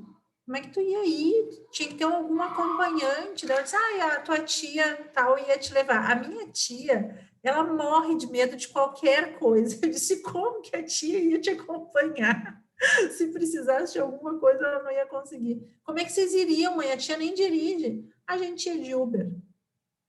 Ou seja, ela fez toda uma tratativa, né, para que eu não soubesse, porque na cabeça dela, ela estava me protegendo, porque foi muito dolorido para ela também, que nem a Flávia comentou, né, receber o meu diagnóstico. E eu, né, sendo mãe, eu sempre digo, né, que eu vi muitas mães lá, né, levando filhos para quimioterapia. E daí, naquele momento, eu ficava muito feliz de que eu estava indo e não estava levando o meu filho, né? Então, eu imagino que a minha mãe também tem esse entendimento e queria realmente, né, essa proteção. Mas que acaba que as coisas não funcionam dessa forma, né? Que de alguma forma, né? Isso transitou e veio. E daí, claro, eu lembro que daí ela fez eu prometer que eu não ia estragar o final de semana da família, que eu não era para contar no domingo, porque era aniversário ainda do meu sobrinho e tudo mais. Daí eu disse, tá, mas segunda-feira eu tenho que contar, porque alguém vai ter que te acompanhar na cirurgia, e a segunda-feira era o dia que eu fazia a quimioterapia. Então, eu fui para a quimioterapia, mandando WhatsApp para os meus irmãos, ó, primeiro que acordar me liga, né, e eu fui falando um a um, né, então ela queria me proteger e eu tive que contar para todo mundo o que ia acontecer, né, e graças a Deus o dela era benigno, não teve que fazer nenhum tratamento, foi só a cirurgia mesmo e tudo certo, né, mas na visão dela ninguém podia saber para me proteger, né, então o amor é tão grande, mas tem coisas que não tem, né, como a gente esconder. Era só isso, assim, na fala da Flávia, eu queria compartilhar essa história. Não, é só as crianças que que a gente tem que ter uma comunicação direta, né, com os adultos também é importante. A gente acha às vezes que está poupando e é bem isso, assim, acabou que tu descobriu por uma mensagem de texto, imagina, né, o choque, assim, de passar por isso. Sim, e daí muito pior, porque daí tu não sabe nada, né? Não sabe a gravidade, não sabe a circunstância, porque estava tudo certo, né? Mas os exames está tudo certo, não te preocupa, segue, né? Segue o que tu tem que seguir aí, que aqui está tudo certo.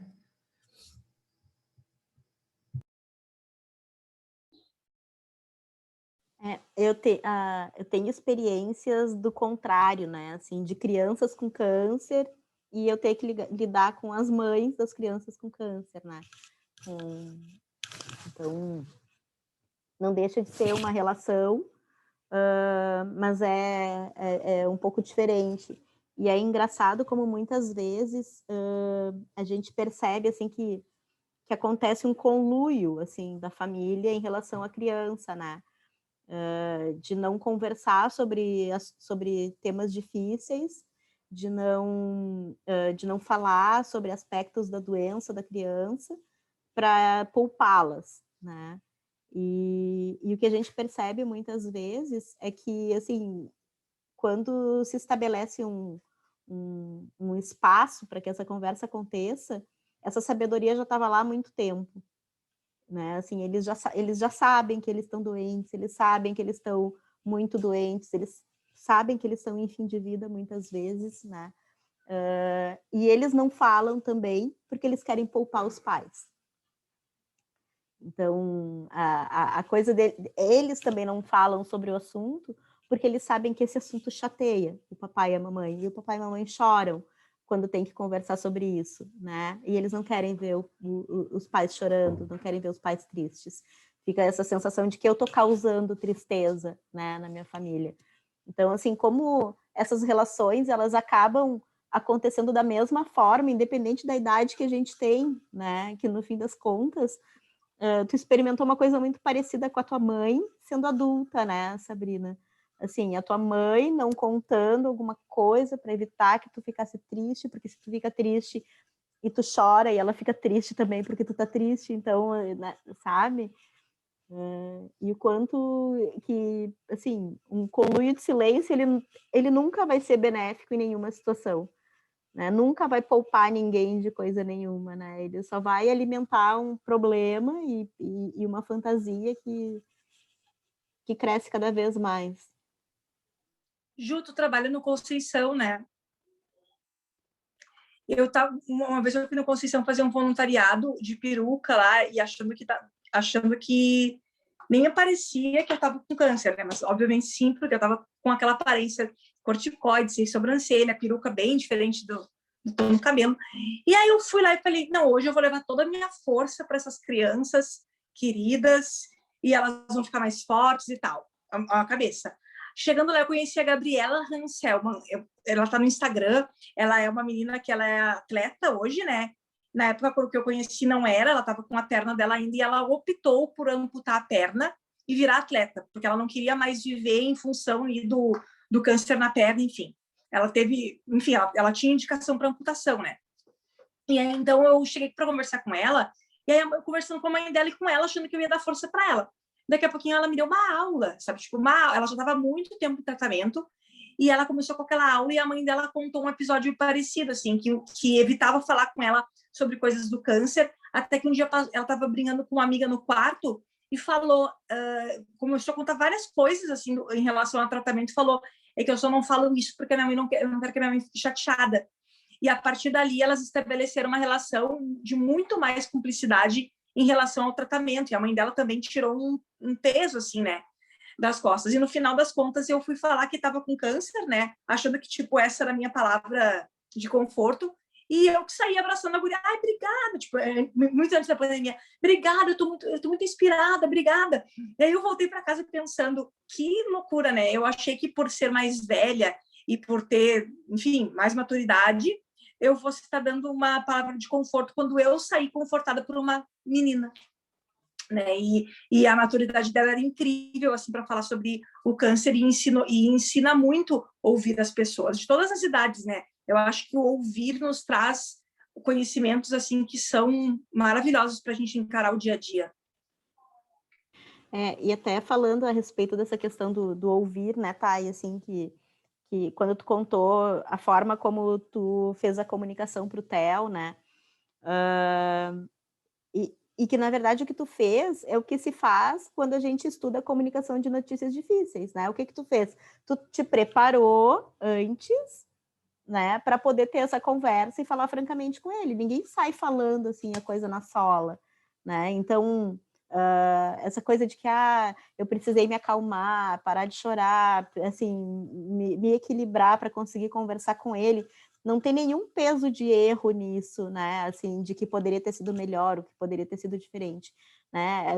Tu nada mais fez do que o setting, assim, tu sentou, assim, te equilibrou, te acalmou, te organizou para conseguir ter uma conversa, né? E isso é isso que a gente faz quando precisa dar uma notícia difícil.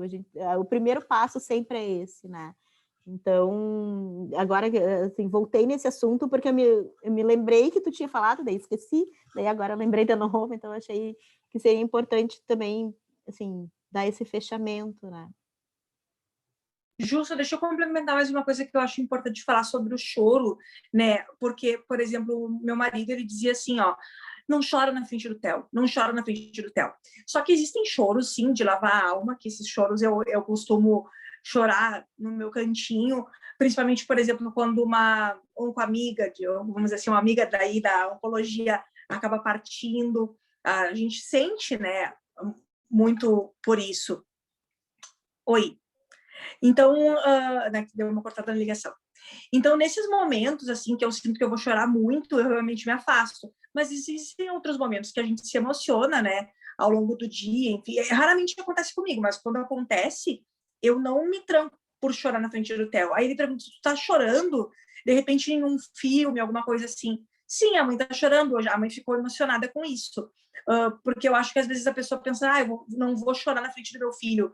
Mas ele precisa saber que as pessoas têm momentos de alegria e de tristeza, né? Mas eu realmente escondo os choros mais intensos, realmente porque é importante para mim. Mas quando vem um choro leve de emoção, eu não escondo que eu estou sentindo aquilo devido ao tratamento ou devido àquela vivência que eu estou tendo no momento. E tá tudo nós bem somos chorar, humanos, né? Exato, Eu acho que tem uma questão muito delicada em relação às crianças, que, na verdade, a gente cria, muitas vezes, uma fantasia nossa de que a criança ela não pode ter contato com a tristeza, né? E não pode saber sobre morte, porque morte e criança não combina, então a gente não fala sobre isso. E a criança ela vai saber, e em algum momento ela vai se deparar com o assunto da morte, seja por um familiar, né, uma pessoa mais velha da família, seja por um bichinho, por alguma coisa, ela vai ter esse contato, e a gente precisa, é difícil para a gente acolher isso se a gente não pensa sobre a morte também, né? Que a gente já trouxe aqui em alguns dos debates do Conversas Abertas essas reflexões, assim, de que nós somos mortais, isso faz parte da nossa vida também. É como a Sabrina disse, eu pensei, vou morrer de câncer, aí depois tu dá conta, não, peraí, eu vou morrer de qualquer forma, então, né, assim, tira um pouco esse peso, e essa comunicação direta com a criança, dentro da possibilidade da criança também, né, assim, respeitando o que ela entende e, principalmente, respondendo as perguntas dela, porque às vezes a gente quer dar uma palestra, né, tá, peraí, senta aqui que agora eu vou te contar tudo. E não precisa contar tudo, conta o que ela está perguntando. E tu vai ver que as perguntas são mais simples do que a gente imagina que elas, né, estão, assim, dentro da cabecinha delas, assim. Então, é importante ter essa liberdade, né, com as crianças, assim, deixá-las livres para isso. É que a gente vai imaginar as nossas perguntas, né, na boca delas. E aí que dá a zica, entendeu?